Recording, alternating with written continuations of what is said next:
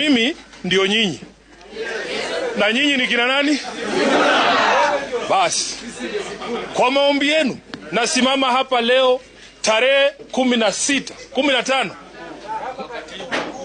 mwezi wa pili mwaka 2026 nikiwa bado katibu mkuu wa chama cha ODM, seneta wa Nairobi na naibu kiranja wa walio wachache kwenye bunge la Senate.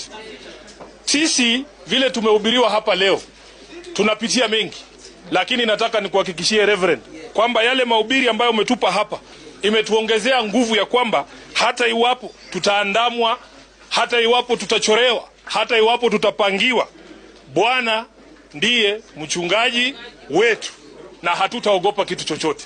Tutaendelea kuongea ukweli ili tuweze kulinda wananchi wetu kutokana na dhulma ya Kasongo, kutokana na ufisadi ambao umekithiri Kenya hii, kutokana na mauaji, kutokana na abductions za vile vijana wetu kama hawa kina Bob Njagi. Wamepitia mengi sana hawa vijana, na ni jukumu letu. Baba Raila Amolo Odinga alikuwa anatuambia, ukiwa kiongozi huwezi kujiongoza wewe mwenyewe, lazima uongoze watu. Unapochukua hata hatua moja, geuka nyuma uone kama bado wananchi wako na wewe, na sisi tutashikilia hapo. Nataka niwashukuru wa Kenya wote kwa sababu mmejigeuza. Nyinyi ndio mimi munanipa comfort ya kwamba hata wakimaliza Sifuna huyu, Sifuna wengi zaidi ya milioni 15 wengine wataendelea na hii shughuli ya kulinda wananchi. Sasa mimi nimefurahi kuja hapa Kisaju. Nataka niwape story fupi sana kuonyesha jinsi ambavyo uchumi ya nchi imekuwa mbaya.